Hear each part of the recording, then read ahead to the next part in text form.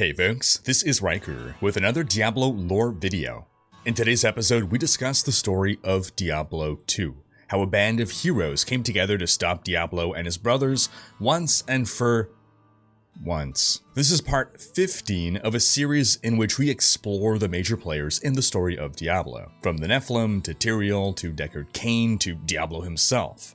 And we give a crash course on what exactly is going on story-wise in this game series. Feel free to check out our previous episodes if you haven't, and be sure to have subscription notifications turned on so you can catch when a new episode comes out, because I'd really like to get caught up on the lore up to the point of Diablo 4 in time for the release of Diablo 4. So that gives me June 6th as my deadline. Now, in our last episode, we covered the events leading up to the start of Diablo 2, how the heroes of Diablo 1 succumbed to darkness, and how Diablo kicked off his plan of global domination. So we left off with the Dark Wanderer, the former Prince Aiden, who had defeated Diablo, then shoved Diablo's Soulstone into his head, and then become corrupted by Diablo's Soulstone, leaving a trail of devastation in his wake as he traveled east for some mysterious purpose. Well, as it were, a group of adventurers decided to band together to put a stop to this. Canonically, the group consisted of a barbarian,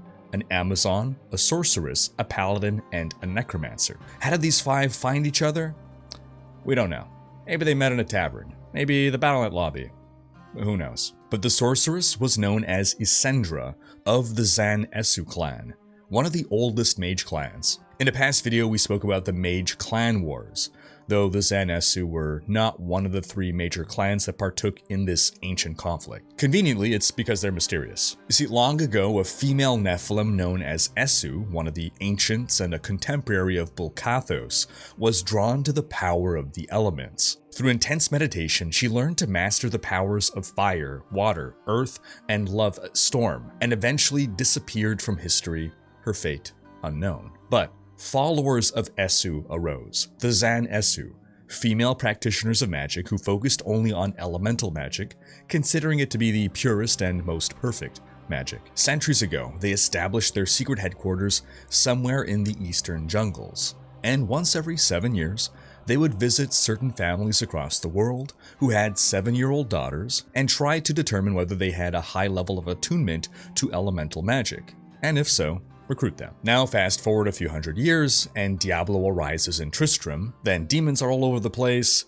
Things are looking vaguely apocalyptic. The Zan Esu decided that this would be their ultimate test to prove the superiority of elemental magic. And so members of the clan, known as sorceresses, went around the world fighting the minions of hell, with Isendra in particular joining our merry band of demon slayers who arrived at the Rogue Encampment at the start of Diablo 2. Then the next member of the band, Cassia, the Amazon warrior.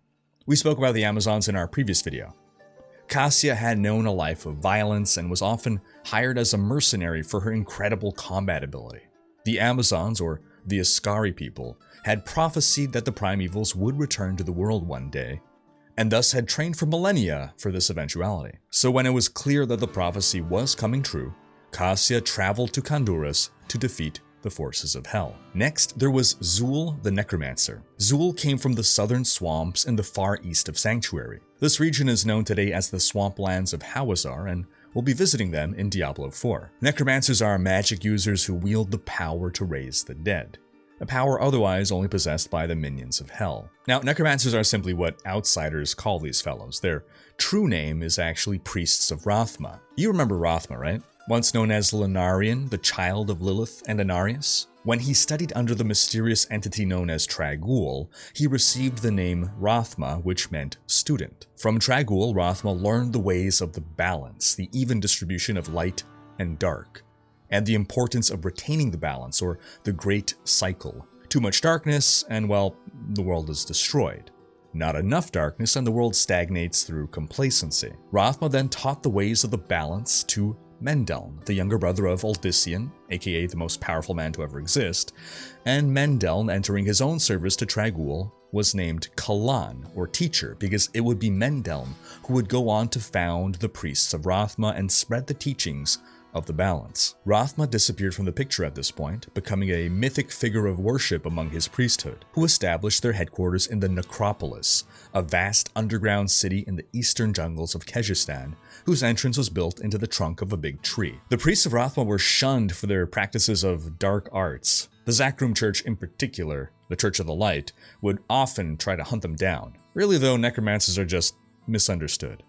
They're just trying to raise a family. Necromancers ideally want to rid Sanctuary of the influence of both hell and heaven. For centuries, they fought the servants of the primevals, who would meddle incessantly in human affairs. So when Diablo himself returned to Tristram, followed by mysterious demon attacks, that's when Zool set out to join the fight. Thankfully, the adventuring party he joined didn't react to him the way Guide the Gambler did in the Rogue Encampment. A necromancer? I hoped I'd never have to lay my eyes on one of your kind again. Although it is quite peculiar that the fourth member of the party, a paladin whose name we never learn, seems totally fine with teaming up with a necromancer. Paladins, also known as Knights of the Faith, worship the light and wield power gifted from the high heavens. Necromancers summon skeletons, and paladins are particularly skilled at destroying undead. A great many orders of paladins have existed throughout history, each with their own headquarters and objectives, but all of them are holy warriors of the Zakrum faith. We've spoken about the Zakrum faith before, founded by Akarat. Well, long ago, a Zakrum devotee named Rakis crossed the Twin Seas and brought the Zakrum faith from Kyrgyzstan to the Western continent, by means of an army. You see, Rakis was a legendary general and close friend of the Emperor of Kyrgyzstan. But as Rakis' legend rose through his many military victories, Emperor Tsara became jealous and threatened by his popularity. So he sent Rakis away with a third of his standing army, who became known as the Sons of Rakis, in order to spread religion to the Western continent. Or die trying. Either way would work out for the Emperor. Just get that guy out of here. In the west, the Sons of Rakis battled barbarians and could not take the northern lands. But after a long military campaign, Rakis managed to unite a number of disparate clans in the southwest into a single kingdom named Westmarch, whose capital city was, coincidentally, also named Westmarch. And Rakis was made king. And throughout all this, he did spread the Zakrum faith. And the Knights of Westmarch were founded as an order of paladins designated to protect the kingdom, with their original headquarters in the Zakrum Cathedral of Westmarch. Westmarch City. This is gonna get confusing. Now, you may be thinking, Westmarch, didn't you talk about Westmarch before? Indeed I did. Remember, by the time of Diablo I, Mephisto had corrupted the Zakrum Church in the eastern continent, and through Archbishop Lazarus, gotten a foothold in the western continent by deploying King Leoric to Tristram. Lazarus had also convinced Leoric to declare war on Westmarch, and he sent his son Aiden along with the royal army of Khanduras. It was the Knights of Westmarch, the paladins, that defeated Leoric's army. And one of those paladins decided that something fishy was going on after Tristram was overrun by demons in the wake of a dark wanderer, and he took on the quest to investigate. And that leaves us with our fifth and final, for now, party member. A barbarian whose name we also don't know. This barbarian grew up in the city of Harrogath, located at the base of Mount Ariat in the northern steppes. But just like the necromancers, these fellows don't refer to themselves as barbarians, but as the children of Bulkathos. It's the people of Westmarch that call them barbarians. Maybe to the children of Bulkathos, it's the people of Westmarch who are the barbaric ones. I mean, have you heard what the Westmarch minimum wage is? Savages. Bulkathos the Ancient tasked his people with defending the World Stone, and their entire culture was thus built around its defense. According to prophecy, a time would come when hell would come to Sanctuary, and the barbarians must be ready to defend the world. You may notice that a number of cultures of Sanctuary have some form of prophecy of the end times that involves hell coming. In a world where magic and demons actually exist, it's hard to tell if these are real prophecies from real prophets or just rambling doomsayers who happen to be right. Once the barbarians learned of Diablo's return in Tristram, some started leaving the northern steppes to seek more information, and one of those barbarians ended up joining with our merry band of heroes. So, that's our party of 5. They arrive at the Rogue Encampment, where they meet the High Priestess Akara, who asks them to clear a nearby den of the evil creatures within. They do so, thus gaining her trust. Kasia, the field captain, then asks them to go kill Bloodraven, the rogue formerly known as Morena, who had helped take down Diablo just a couple years earlier. They do so, thus gaining her trust. Akara then asks them to travel to Tristram to go find the one man who is wise enough to comprehend the impending threat of evil, their only hope, the sage Obi-Wan Deckard Cain. And since it'll take a while to hoof it over to Tristram, and the old man may die in the meantime, Akara recommends you open a magic portal to get to Tristram by first traveling to a spooky forest known as the Darkwood to find a dead sacred tree called Inifis, rip off a piece of its bark that has runes carved into it, show that bark to Akara so that she can decipher the runes, so that she can tell you the proper activation sequence of some magical cairnstones laid out in a circle in the stony field, which for some reason opens a portal specifically to Tristram, which is really convenient.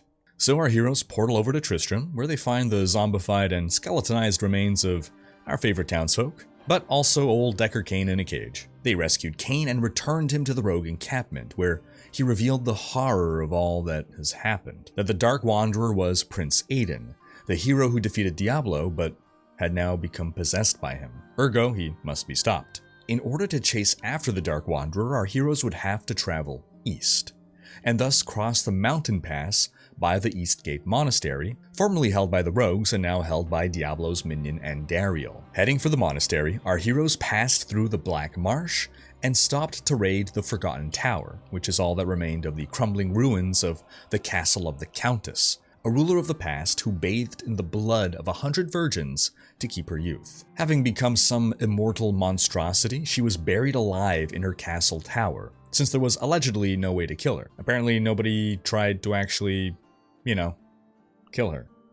Because our heroes just bashed in her head, stole her loot, and continued along their merry way to do hero things. I'm sure all the bard's tales recount how our valiant heroes took time away from their pursuit of the Dark Wanderer, hot on his heels, trying to stop him before he could complete whatever nefarious plan he was hatching in order to loot some random dungeon. Then within the Tamo Highlands, our heroes found the Eastgate Monastery. Therein, they killed an overlord demon called the Smith, no, not that Smith, that had been assigned to guard the Horadric Malice and use it to forge weapons for the minions of hell. Our heroes returned the Malice to Charcy the Blacksmith in the Rogue Encampment, then continued clearing all the demons out of the monastery, including Andariel herself. With the mountain pass now open once more, Caravan Master Wariv, who had run a trade route between Kondurus and the sand-swept deserts of Aranok for 20 years, but became stuck in the Rogue Encampment once Andariel took over the monastery, was now able to proceed east to the city of Lut Gholein. And he took our intrepid heroes and their newfound best friend, Deckard Cain, with him. Meanwhile, the Dark Wanderer and his newfound best friend Maurice had just recently been through Lut Gholein. The Wanderer was seeking the tomb of Tal Rasha, because, as you'll remember, it was the Horadric mage Tal Rasha who had volunteered to host the Soul Stone of Diablo's brother, Baal, Lord of Destruction, and then be locked away so that Baal could never be set free upon the world. Unfortunately, the Dark Wanderer found the tomb of Tal Rasha and was about to set Baal free when suddenly the Archangel Tyrael appeared. I guess he had some sort of alarm system to be alerted to intruders into the tomb. Either that or he was hanging out there for a very long time.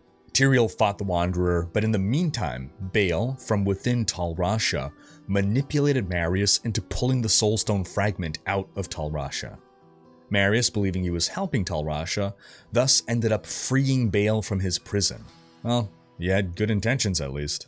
Tyrael could not stop Maurice in time, but as the Dark Wanderer and the newly freed Baal started to double team him, the Angel ordered Maurice to take Baal's Soulstone, travel to the Burning Hells, and destroy the Soulstone at the Hellforge.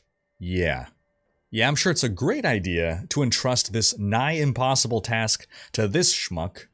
That's a face you can trust with a task of world-ending importance. By the time our heroes arrive in Lut Gholein, Maurice and the Dark Wanderer are gone. But you know who wasn't gone? The sorcerer Jazreth, the Vigerai mage who had teamed up with Prince Aiden and Morena the Rogue to defeat Diablo not long ago. You see, after the events of Diablo I, Jazreth had traveled to Lut Gholein in search of the Vigerai mage Horizon, who was in the Arcane Sanctuary over which the city of Lut Gholein was ultimately built. I know I'm name-dropping a million different names of peoples and places in this episode, but they've all been covered in past episodes. I've been laying the groundwork so that we can talk through the story of Diablo II and have all these names make sense. So Jazzrith came to Lut Gholein, where he met up with Drognin, a fellow Viserai, who had taken up residence in the city as a shopkeeper. Jazzrith rambled like a madman to Drognin about his encounter with Diablo, and Drognin just assumed he'd gone crazy. Jazzrith somehow managed to smooth talk his way past Jerhin, the Sultan of Lut Gholein, and toured the palace.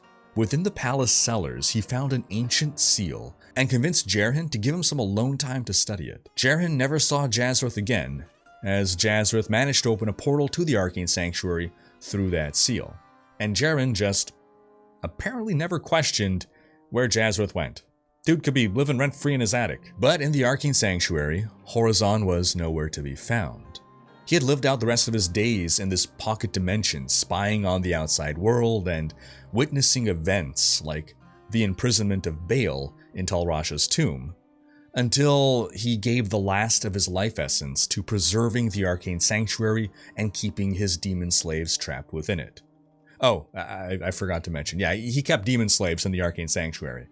Because, well, it's more ethical than human slaves. Now, fast forward to the Dark Wanderer passing through Lut Gholein, and all of a sudden we have stories of the dead rising, monsters wandering the desert, and demons pouring out of a portal into the palace cellars. Whoops. The palace guards were able to keep the demons from escaping out of the cellar and into the city, but they could not retake the cellars. Jerhin even hired Grays, the captain of the desert mercenaries, to protect the city while all the palace guards were focused on the demons in the cellars. Lut Gholein was a port city connecting to the eastern continent across the Twin Seas, and Jerhin ordered the port closed until the situation was under control. So this is the state of Lut Gholein when our heroes arrive. If only they hadn't stopped to kill the Countess, maybe they would have gone here before things got so bad. And the first thing our heroes do once they arrive in the city? Get a drink. Obviously. They go to the only tavern in Lut Gholein, where they meet the tavern keeper Atma, who gives them the lowdown on all the horrible stuff going on. For starters, the sewers beneath the city are now filled with undead creatures that have been killing townsfolk, including her own son and husband. F's to pay respect. And these creatures were led by a former Horadric mage, Radament, who had been mummified as per ancient Horadric custom, but now arisen as an evil undead mummy after the Dark Wanderer's passing. Radament must have ventured from his tomb and taken up residence in the city's sewers so that he could easily raid Lut Gholein for victims. Victims that he would skin and dismember, possibly in some attempt to perform an occult ritual to bring himself back to life. But our heroes put a stop to that. They re-killed Radament, and among his possessions found an ancient Horadric scroll, which they showed to Deckard Cain, who was able to translate it. The scroll spoke of Baal's imprisonment in Talrasha's tomb, and a Horadric staff that could open the tomb's hidden door, deducing, with the help of NPCs, that the Dark Wanderer had come through Lut Gholein in order to free Baal. Our heroes resolve that they must reach Baal before the Wanderer does to stop the release of this prime evil. After getting more loot, of course. The Horadric staff, however, was separated into two parts for safekeeping, and could only be reassembled using the ancient artifact known as the Horadric Cube, whose creation we previously discussed. Our heroes found the cube within the Halls of the Dead inside the Dry Hills. They found the Staff of Kings, the shaft portion of the Horadric staff, within a sand maggot lair inside the Far Oasis. And while in search of the headpiece of the Horadric staff, our heroes traveled through the Lost City when suddenly an eclipse plunged the lands into darkness. After consulting with Drognin back in Lut Gholein, the Viserai told our heroes that centuries ago, a similar eclipse had occurred, and those responsible were snake demons known as Claw Vipers or Snake Men. They had erected a ceremonial altar that was the cause of the eclipse. Our heroes ventured past the Lost City and into the Valley of Snakes, where they found the Claw Viper Temple and the tainted Sun Altar within it. They destroyed the Sun Altar, putting an end to the eclipse, and also conveniently found the Amulet of the Viper there, the headpiece of the Horadric staff, thereby killing two birds with one stone of Jordan. Using the Horadric Cube, they recombined the two pieces to create the Horadric staff. Now, they just needed to find Talrasha's tomb. Thankfully, Drognin, the wellspring of knowledge and exposition that he is, had researched Horizon and correctly deduced that the Arcane Sanctuary may provide clues to the whereabouts of the tomb. So with Jerhin's blessing, our heroes delved into the palace cellars, cleared out the demons, found the portal to the Arcane Sanctuary, killed the demons in there, found Jazrith, aka the Summoner, who had now gone completely mad, and had to kill him too. They found Horizon's journal, and within it the symbol of the true tomb of Tal Rasha. Oh, and also conveniently a portal to the Canyon of the Magi, where they could find the tomb, along with 6 false tombs. While our heroes did successfully reach the tomb of Tal Rasha and use the heraldic staff to open the hidden chamber, they were too late. The Dark Wanderer, Diablo, had already freed Baal, and together the two brothers had managed to capture Tyrael and trap the angel within the same chamber used to cage Baal. Oh, and Diablo left Duriel, Lord of Pain and ugly twin of Andariel, as Tyrael's warden. Our heroes defeated Duriel and freed Tyrael, who told them that Diablo and Baal were heading east to the Zakarum Temple in Kurast to meet with and free Mephisto. Back in Lut Gholein, Jaren told Captain Meshif, a native of Kurast, to sail our heroes east across the Twin Seas. And so he did. We spoke about Kurast before, the capital city of Kyrgyzstan. Meshif called it the greatest city in the world. A bit biased though, since he was born there. However, once Meshif docked, he found the city in a sorry state. Jungle growth from beyond the city had begun to engulf the city, and demons had emerged from the encroaching jungle to slaughter the populace. The only bastion remaining was Kurast's docks, thanks to a warding spell that kept the jungle at bay. Mephisto's corruption had been fully unleashed in preparation of the arrival of the Dark Wanderer. Our heroes set off into the jungle, and somehow managed to catch up to the Wanderer. But just as they were getting ready to turn him into a loot piñata, he poofed into a handful of minor demons, escaping our heroes, and leaving them lost in the jungle. The Dark Wanderer and Baal reached the Zakarum Temple, freed Mephisto from his soulstone, and allowed their brother to possess the High Priest Sankakur, the leader of the Zakarum, who was already Mephisto's puppet. Now the 3 primevals were finally reunited, after nearly 3 centuries, and it was time for their very, very, very long-term plan to come to fruition. Somehow, Maurice managed to follow Tyrael's instructions up to this point, and found the temple, still carrying Baal's soulstone. He snuck in, somehow, and watched as the brothers opened a portal to hell, and as Diablo assumed his true form. Diablo went through the portal to rally the forces of hell still loyal to him after the Dark Exile. Baal then would travel northwest to Mount Ariat in order to corrupt the World Stone, and Mephisto would continue to be the brains behind the entire operation by handling command and control from his HQ in the Zakarum Temple. Maurice, the poor pleb with no combat experience or any noteworthy ability, quality, or redeeming characteristic of any kind, surprisingly couldn't bring himself to sneak through a literal portal to hell. You know, where demons live, and lava, just so much lava. So he couldn't bring himself to complete Tyrael's demand. And honestly, that's really freaking reasonable. Because let's face it, Maurice would not have survived hell. Instead, he took the soulstone and fled. Meanwhile, our valiant heroes, instead of beelining to the Zakarum Temple as quickly as possible, find some jade figurine in the jungle and start obsessing over fetch quests for a golden bird statue while the Lords of Hell are convening. But more importantly than some bird, the warding spell protecting Kurast was fading. It was a sorcerer smith named Haralti that had created the magical ward, and now he warned the heroes that only an ancient artifact from the Skatsimi religion, remember the old religion before the Zakarum? Gosh, why do I feel like this entire episode is just like, it's your final exam to make sure you were paying attention to all the other episodes. Only an ancient artifact could reinforce the spell and keep the Kurast docks safe. Such an item would be the Gidbin, an ancient magical Skatsimi ritual dagger. Just the sheer volume of adjectives there tells you how important that item is. And our heroes are very good at finding loot, so they found the dagger in the Flayer jungle. A local mage known as Ormus, who was likely part of the Tan mage clan, which focuses on Skatsimi magic, then used the Gidbin to strengthen Haralti's warding spell. With Kurast once again safe, our heroes could finally stop dilly-dallying and get to the Zakarum Temple. Unfortunately, the entrance to the temple was blocked by the compelling orb. We previously called this Mephisto's Wi-Fi range extender, but it also served the purpose of shielding his lair from intruders. No idea how Maurice got in. He's probably using that speedrun trick. Or, you know what? I'll speculate that because he was holding Baal's soul stone, the compelling orb did not treat him or detect him as an intruder. Yep. That's how he did it. In order to destroy the compelling orb, Deckard Cain instructed our heroes to locate all the dismembered body parts of Khalim, the former leader of the Zakarum who had proven to be incorruptible and thus was horrifically slain by Mephisto's minions, and combined those body parts with Khalim's flail in the Horadric Cube to create a weapon that could be used to smash the orb. No idea how Cain could possibly conceive of such an idea. Yes. Perhaps if you duct tape together Khalim's body parts to his flail, and then smash them against the compelling orb, Khalim's incorruptible spirit shall will the orb to be destroyed. And that'll really work? Well, it can't hurt to try.